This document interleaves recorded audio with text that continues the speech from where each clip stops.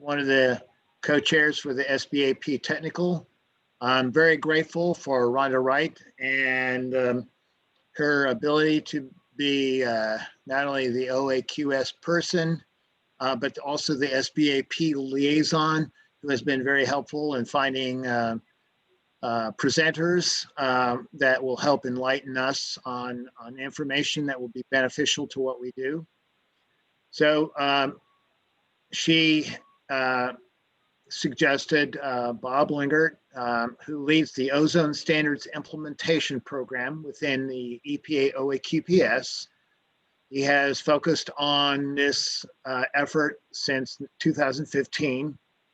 He is currently updating rulemaking to update 40 CFR Part 52 for certain areas under the 1997 ozone standards. Take it away, Bob. Hey, thank you for the introduction, and hello, everybody. Thanks for having me. I have a fairly quick verbal update for you this afternoon on a recent rulemaking action. It's not a particularly visual thing, so I didn't really have any pretty pictures to share with you today. But a question recently came up regarding our rulemaking to update the regulations in 40 CFR Part 52 for certain areas under the revoked 1997 ozone standards. And you'll recall that we're currently implementing two active ozone standards, the 2008 and the 2015 ozone standards. So recently we undertook this rulemaking to clarify for the public and for air agencies that 9 particular areas in New York, Wisconsin, Colorado, and California attained the 1990 standards by their respective attainment dates. This was back before the 1997 standards were revoked, and that they are therefore not subject to reclassification or other planning consequences that would come upon areas for failure to attain. So this was, for a bit of procedural background, we published this action in the Federal Register on October 9th as a direct final rule with a parallel proposal. And you may be familiar with this process where we would typically employ a direct final rule for our more straightforward actions. In this case, updating Part 52 based on historical monitoring data. So again, we used a direct final rule in this part because we were effectively doing ministerial updates to Part 52. However, the other procedural note here is that we include a parallel proposal. So in the event that we receive a relevant public comment on the direct final rule, we can quickly pivot and revise that rule. So you may have seen more recently on December 9th, December 9th, I believe, that we withdrew that direct final rule that was revising Part 52. I think that caught some folks' attention and perhaps raised some questions about what it means for the rulemaking. Again, this was if you will, sort of a natural and not unexpected part of the direct final rule process. We received one relevant comment regarding a particular monitoring value that was reflected in the direct final rule. And that comment is available in the docket for the rulemaking. But as a result of receiving that one relevant comment, we withdrew the direct final rule, and we are in the process of preparing if you will, a traditional final rule that will respond to that one relevant comment. And we would expect to publish that final rule sometime, hopefully in the early part of 2021. So that's my update on that rulemaking. Again, hopefully answer some questions about what does it mean when you see a direct final rule withdrawn, but I'll happily pause here for any additional questions. And that's good. Yeah, we can pause for any questions. Is there anything queued up as far as, I don't see anything in the chat. Is Denise online? I haven't noticed her yet. I'm here on the phone. I do not have my slides up yet. I'm still, I rebooted my computer to see if that would clear it out. But Can someone share those for me? Sure. I think everybody should have received a copy that Rhonda sent.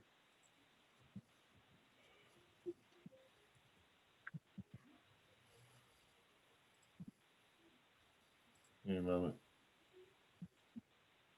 Of course, you know, Mr. or Mrs. Murphy showed up today. Right, yeah. I signed in early and everything, so this wouldn't happen, but it did. So I'm happy to just go through and talk through the presentation, or however you'd like. If someone could share that for me. Mark, are you all seeing the slides? I can see the slides. Okay. Okay, Okay, great. So Thanks to my colleague, Donovan Grimwood, for bringing it up, and basically just let him know when you want to advance the slides. So again, this is Mark Stoddard with the assistance of Donovan Grimwood, like the man behind the curtain. So I like to announce Denise Scott, also with OAQPS, will be talking to us about exceptional events. She is the staff lead for the 2015 Ozone NAAQS designations and will provide an overview of exceptional events and how exceptional events factor into the designations process. Take it away, Denise. okay, thank you so much, Mark. And again, I apologize for the technical difficulties. So good afternoon, and thank you for the opportunity to speak to you today about the Exceptional Events Program. Slide 2. Yep. Exceptional events are unusual or naturally occurring events that can affect air quality, but are not reasonably controllable using kind of typical control strategies that air agencies usually use to implement the National Ambient Air Quality Standards. Exceptional events must exceed a standard or lead to a violation of a standard, and they must affect a regulatory determination. Slide 3. Yep. So here are some common examples of exceptional events, and they include wildfires, volcanic emissions, high wind dust events, and prescribed fires. Other less common types of exceptional events include stratospheric ozone intrusion and even sometimes firework displays. Next slide. Section 319 of the Clean Air Act provides the mechanism by which air quality data can be excluded from certain regulatory determinations or actions. The regulations implementing Section 319B are promulgated at 40 CFR 50.14 and 51.930. These regulations establish the process and the criteria used that the air agencies must use for identifying and evaluating air quality monitoring data affected by exceptional events, and also the process for requesting data exclusion. Next slide. Following promulgation of the first exceptional events rule in 2007, EPA received a lot of comments from stakeholders regarding process inefficiencies and inconsistencies. In 2016, EPA revised the exceptional events rule to increase the administrative efficiency of the exceptional events criteria and process. And here are some of the specific changes in the 2016 rule. They include that the exceptional event must demonstrate, or that the air agency must demonstrate that there was a clear causal relationship between the exceptional event and the exceedance at the monitor. The air agency almost showed that the event was not reasonably controllable or preventable, and that the event was human activity unlikely to recur, or it was a natural event.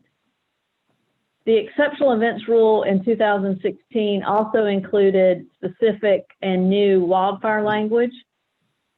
It removed the general schedule governing data flagging and deadlines for submitting demonstrations. It also included requirements for mitigation plans for areas that have recurring exceptional events. Okay, next slide. This slide depicts the basic exceptional events process. First, there must be an event that exceeds or leads to a violation of the NAAQS. Plus, it must impact a regulatory determination. Those determinations are defined in the exceptional events rule and include initial air quality designations.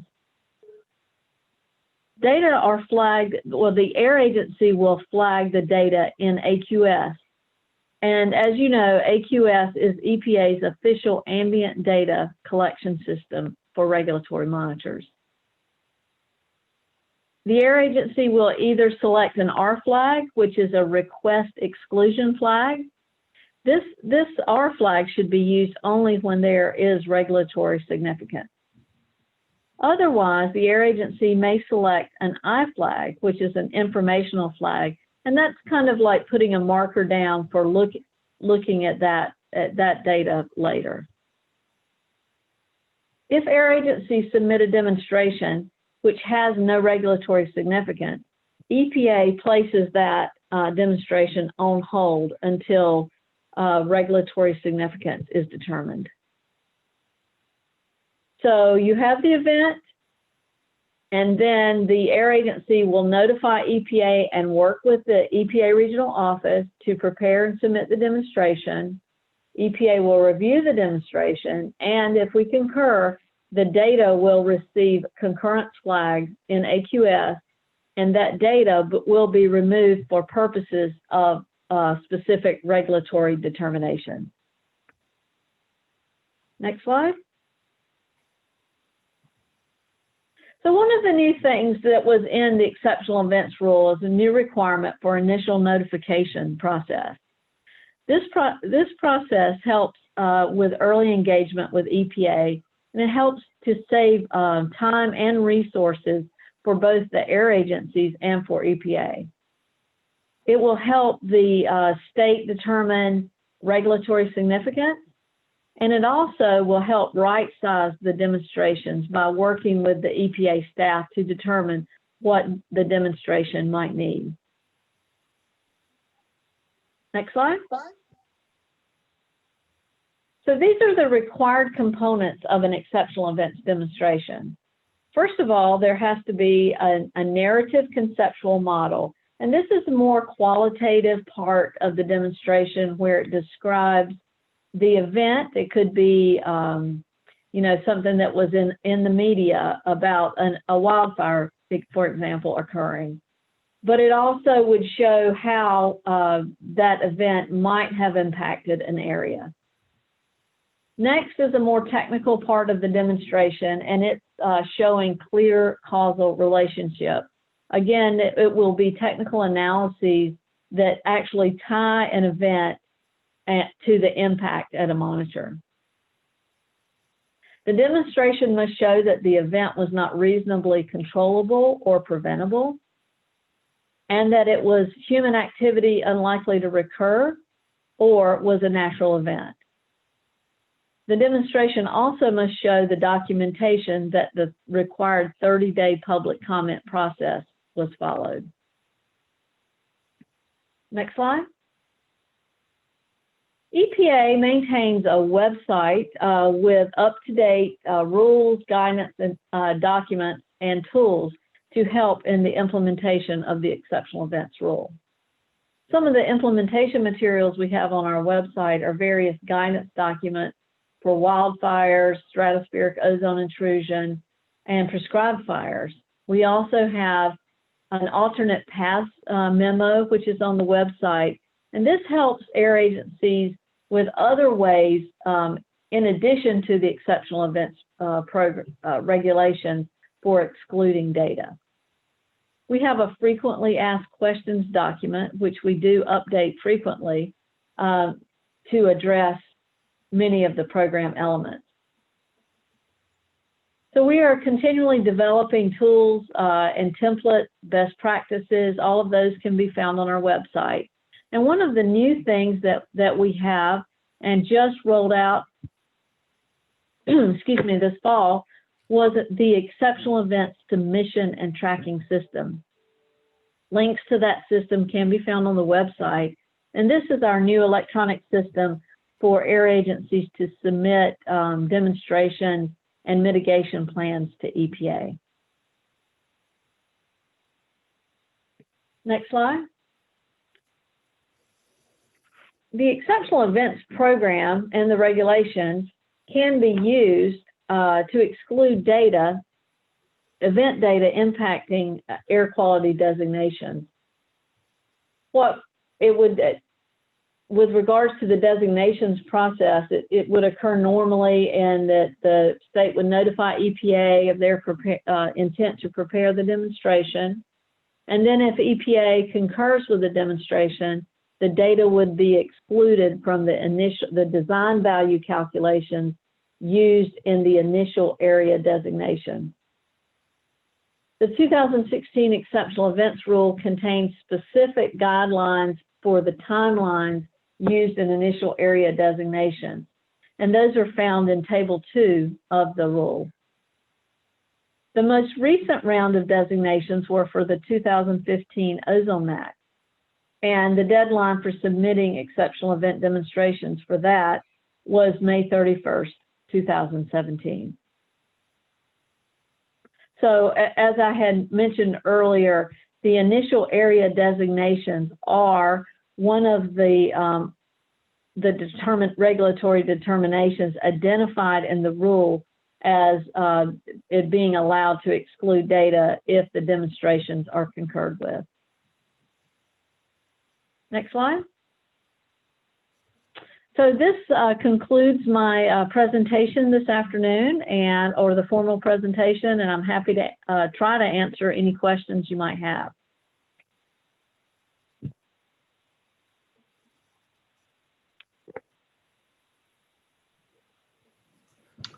Thank you very much, Denise. So I don't see anything in the chat. I would say feel free to contact me after after today. I'll be happy to answer anything or point you in the direction of the rules. I would say that just a really good resource for this program are the frequently asked questions document. It was very well planned, well thought out, and I use it a lot myself to identify, where in the rules something might be, or just to answer the questions. So I would say that's a great place to start. It's a great resource. And we have updated it frequently to address new things that come up with the rule. So Denise, this is Donovan in Tennessee. I have a couple questions for you. First off, what is meant by a stratospheric ozone incursion? Well, a stratospheric ozone intrusion is it's an event where ozone. Bob, are you on the phone? I am on the phone. Do you want to take a Sure. These are events that typically take place at higher altitudes in the more mountainous regions of the western U.S. But it's a situation where, under certain atmospheric conditions, ozone from the stratosphere, where it's perhaps being transported or native to the stratosphere, where it has its most protective value, through certain atmospheric events, can get transported down to ground level and actually increase ground level concentrations of ozone. Of course, that's where they are a problem at ground level. Okay. So we're talking so we're talking about enough turbulence in the upper atmosphere that it brings down the protective layer of ozone to mingle with ground level. certainly ozone at those upper levels in the stratosphere. That's correct. So sort of following up on that, Linnell had a question. Can these intrusions be modeled to predict ozone or occurrences? Yes, I believe. Go ahead. Yes, and I think they can be, and I think there are some tools on our website to help with that. I think we just updated the website a few months ago with kind of a toolbox of things that you can do, of analyses that can show the stratospheric ozone intrusion. Okay. So I had another question concerning, you talked about locations that have common occurrences of exceptional events, have mitigation strategies. So could you talk a little bit about places especially that are prone to wildfires? Are there mitigation strategies related to exceptional events that they should implement? Well, in the first, just kind of backing up a little bit, in the 2016 rule, they identified 20 plus areas where they're taking a look at 3 events of the same, kind of pollutant and event type in a 3-year period. So there were these 20 plus areas identified, and they were for high wind dust events, some wildfire areas, yes. And for wildfire, they're prone to wildfires, there will be some requirements in place. And mostly it's to identify, to alert the public, and what types of measures that can best help protect public health in the event of those occurrences. And so we will be coming up in the near future. We're required by the rule to update that list. So that's something that will be coming, later down the line. And so anywhere that there is an area that is prone, and there are a lot of those areas out west, not only for wildfires, but the high wind dust event. And so there are just certain measures, and we don't prescribe what measures, but we do look at them, to see that you have something in place to basically protect public health. Okay. Sort of following that, especially with your slides that showed the different pictures of examples of the events, you did seem to have a prescribed burn. So are certain prescribed burns considered an exceptional event? And even if they are not, is there any thoughts on regulating this type of burning? So the prescribed fire, we did release a prescribed fire guidance document in August of last year. And so, yes, prescribed fires that get out of control can be considered an exceptional event. I mean, there are criteria that it has to meet. First of all, it had to have been, conducted under a burn management plan or a smoke management program. So there are requirements, but the prescribed fires can be considered an exceptional event when it gets out of control. Okay, so it's only if it's out of control that it would be considered an exceptional event. Yeah, for the most part, prescribed fires don't blow the standards, I don't think. In fact, we've only had one prescribed fire demonstration submitted since 2016. So unless they're really unusually large, or I guess there could be some meteorological conditions that would make it exceed the standard, but normally a prescribed fire wouldn't exceed the standard. Okay. That sort of leads into, it covers more or less the question that was asked by Kansas, because they know that their Flint Hills areas burn most every spring, and it causes particulate exceedances in neighboring states. Yes, I've been in communication with Region 7 a little bit about that, and so I would just point them to the contact in Region 7 if they have any questions. Okay. But I mean, if it causes you know, an exceedance in another state, I mean, you can still use that and document that the other state that it had the exceedance, but that would be kind of working together. Okay. So you just talked a little bit about the wildfires out west, especially this year. Has any sampling or studies been done on the human health impact of different exceedance events? I'm sorry, of different. Exceptional events, I mean.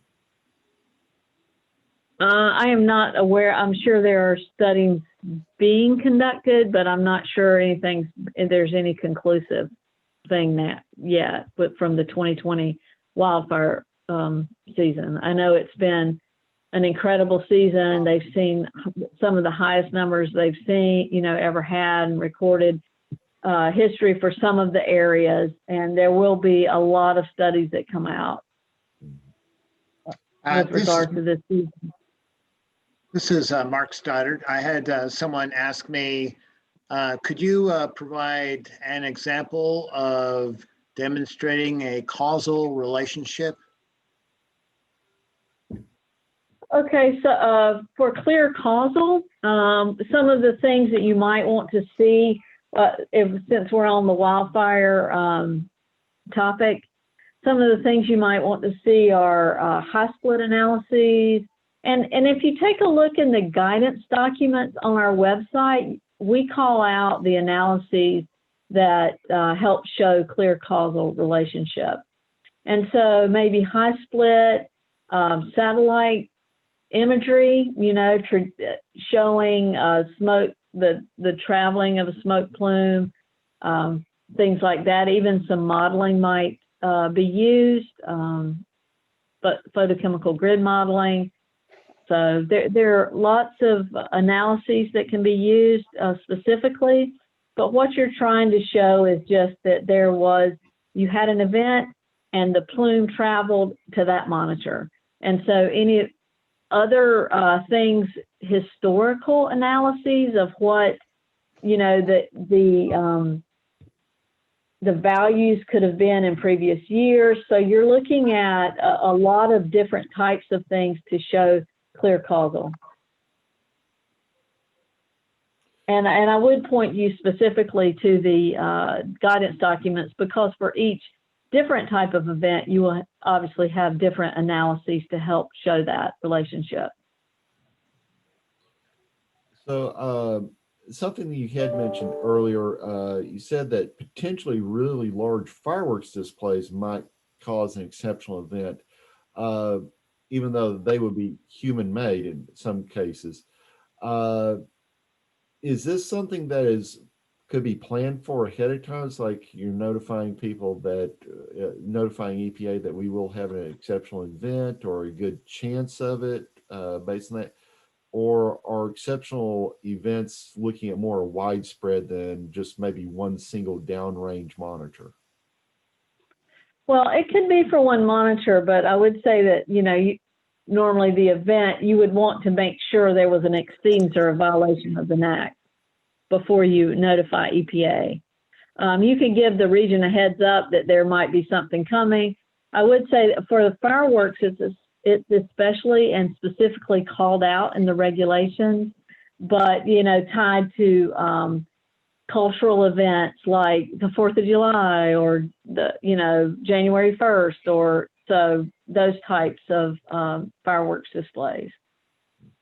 So that is defined in the regulation. Okay. Had another question come in. Are there times when the causation is hard to link to an exceedance?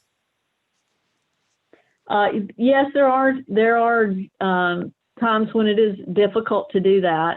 And if you look in the wildfire ozone guidance, we actually have a 3-tiering process for that for ozone exceedances. The first is fairly easy. You know, you had a big fire and there was a monitor close to the fire, and so that's kind of like a really easy thing. And then there's a second tier, and then the final tier is where it's, you know, you have to really analyze. use different tools to analyze that and to show that. So yes, there are times when it's hard. So for one thing, looking at an event that occurred, a wildfire in the Southwest, and how it impacted, the Northeast. And there have been some fires in the last, say, 5 years that were large enough and they were far enough away. They have determined the clear causal relationship, but it wasn't a really easy task to do. But I would point to some of on the website, there are some demonstrations up there for the Fort McMurray fires, and that would give you an idea of the level of analysis you would have to conduct for those types of events, where it's not, just, hey, yeah, there was this big event and this monitor was really close by.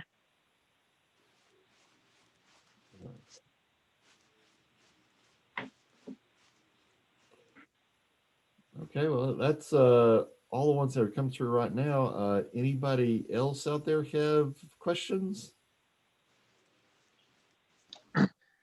Just to make certain I'm on the same page as you, Denise, I'm on the page titled The Final 2016 Exceptional Events Rule, Supporting Guidance Documents, Updated FAQs. That's pretty much where you've been referencing your resource materials. Yes, this is and actually if you put it in the Google search, it'll come up. But it's the Exceptional Events website is the treatment of air quality data influenced by exceptional events. That's the name of the website, and because it resides in our air quality analysis division. It's not in the policy division, but because it's associated with data, it's in under another division's control. So, but it does have all of these implementation materials on that website. Okay, yes, treatment of air quality data influenced by exceptional events. I did what you suggested by doing the Google search, and I found that. That's a great resource, and if what you need is not up there, I'm happy to try to help anyone. Okay, well, I think I got the two main pages that you're referencing then, which I'll include in the minutes. Okay, thank you.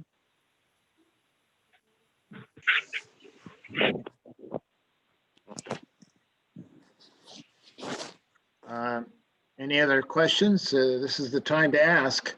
Better to have a question and get into a dialogue. Sometimes doing emails is a bit tedious. So we've been asking a lot of questions, and Denise, let's see a few for Bob. So you were talking about the 1997 ozone standards. Is there any further progress on attainment status for some of the areas under the 2008 or later standards? Maybe talk a little bit about those. Yeah, I'd be happy to give you an update on the 08 and 15 areas.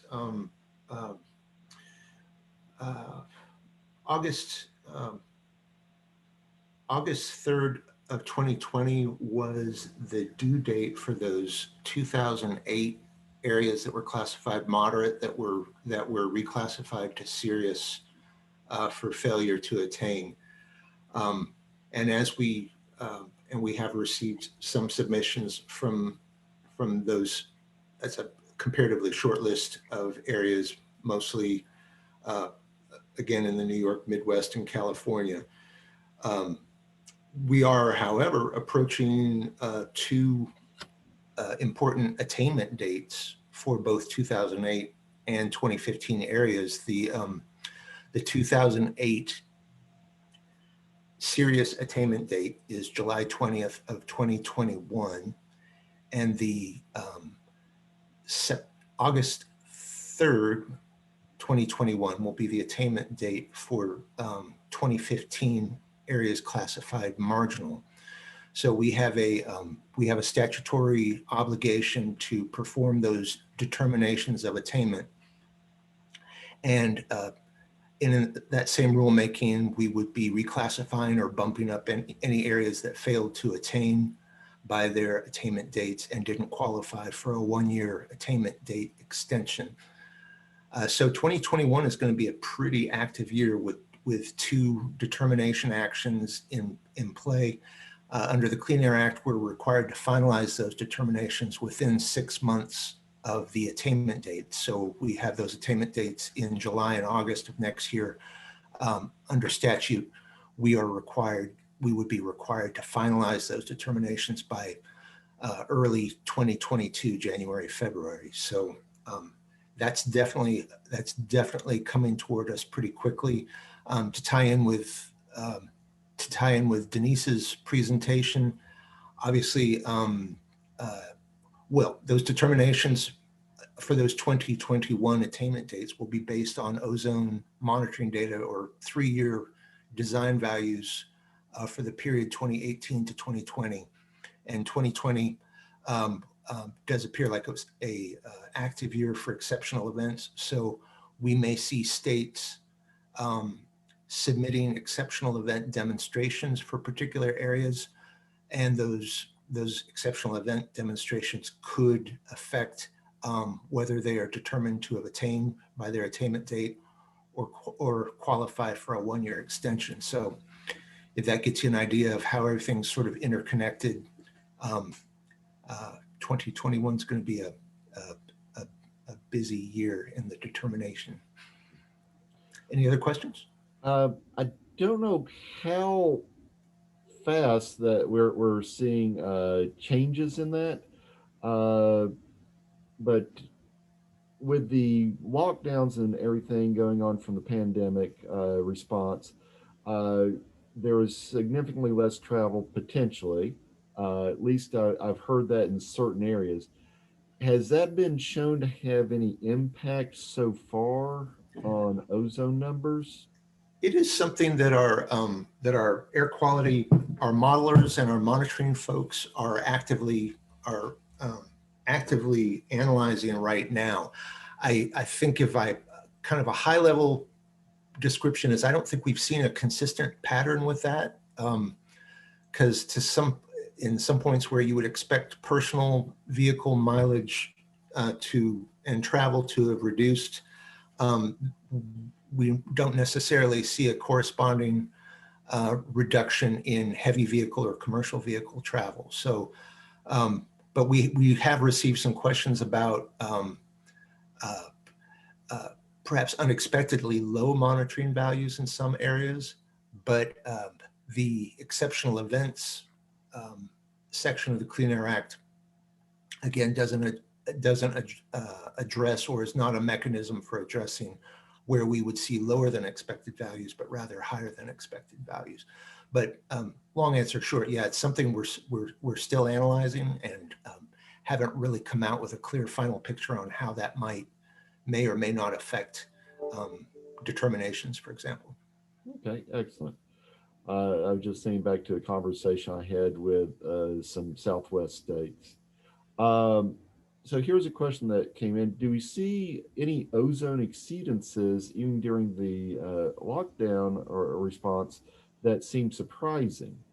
Like unusually high spikes where otherwise we wouldn't have expected such? To my knowledge, no. I think I can share with you that we're approaching the attainment date in 2021 for the 2015 marginal areas. Many of those marginal areas, at least based on preliminary data, appear that they have not attained the 2015 ozone standard, the 70 parts per billion standard. Again, in my time with sort of the high level data, I'm not, or I haven't been privy to any exceptionally high values. I think it seems to follow it seems to follow the seasonal ups and downs that we would expect. But yeah, in terms of absolute values, yeah, I don't recall seeing anything extraordinary. But again, that's more the domain of our monitoring and modeling folks. Okay, understandable.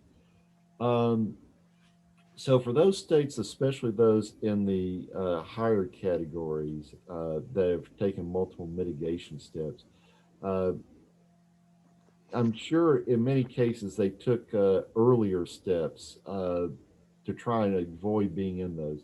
What success have different states had for like early actions to try and reduce their ozone, especially from the 2008 to the 2015 standard?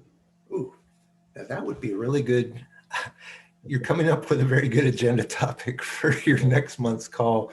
If you all are familiar with our ozone and PM advanced program, where EPA engages directly with states and localities with that objective to have these to keep these areas that are attaining the standards, the ozone and PM standards, from going into non-attainment, including these sort of early action and early measures. So yeah, I don't have any sort of detailed stories or narrative to share with you right now, but I think our folks with the advanced program, I know they would be delighted to present to you if you'd like that as an agenda topic for your future call. All right. That would certainly be something we can consider in the future as we go through. So we'll mark that one down. I know from at least Tennessee's perspective, back, I want to say 2005 or earlier, we had adopted what we call the Early Action Compact. It could have been part of the advanced program. And it was actually kind of the predecessor to the advanced program. Okay. So. And so for 2008, we had mostly in line. By 2015, we did not have any locations in non-attainment, even after the lowering of the standard. That's a success story. Yeah. So anyways, any other questions out there? Bob, we'd welcome if you had a colleague in mind that might be able to present on that topic you had suggested. Have them contact Donovan and myself. That would be great. Bob, do you foresee any big round of rulemakings? We've dealt a lot with, back in 2008, there was an initiative involving automobile refinishing, and that was based on RAC rules, which, and I forget what EPA calls it, but I call it kind of like here's a guide for you to write this rule in order to achieve a certain VOC reduction, in order to achieve NAAQS attainment status. So I don't know if there will be another round of rules, in particular aimed at VOCs. It sounds like control techniques guidelines, CTGs. Yes, that's correct. Yeah, no, that question does come up periodically, but I understand based on current resources, there are no active CTG development or revision efforts in process right now. Okay. Thank you.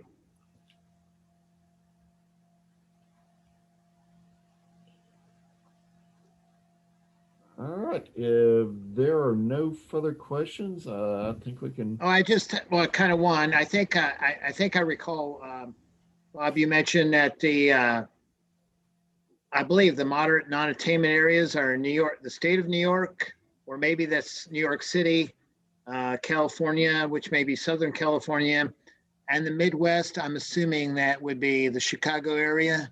Yeah, this 2008 serious areas include New York, Greater Connecticut area, moving west to Chicago, the Denver metro area, and a number of areas in California. I hope we got them all there. Did that Yeah, change appreciably in 2015? That's interesting. If you looked at a map of non-attainment areas, the our historical players, areas that have been implementing ozone for some time, have really not changed tremendously. For example, the New Yorks and Chicago's and obviously California have been struggling with ozone and implementing multiple ozone standards over time. I think with the lowering of the standard in 2015, it brought in some new smaller areas, some that were new to ozone implementation. But I think looking at a map, it seems to follow a familiar geographic trend, if you will, that the Northeast, the more rural, the more urban areas of the Midwest. All right, the larger population centers. Yeah, and then with some, wow, that's neat. Yeah. And some more remote areas that might be drawn in because of oil and gas production or other factors.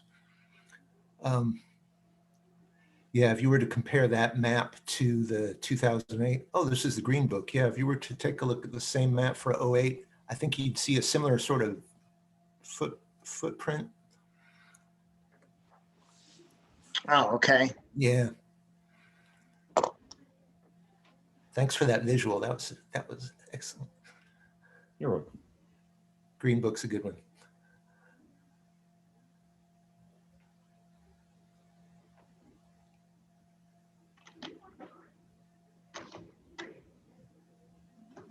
Any other questions? I've really enjoyed the conversation this afternoon.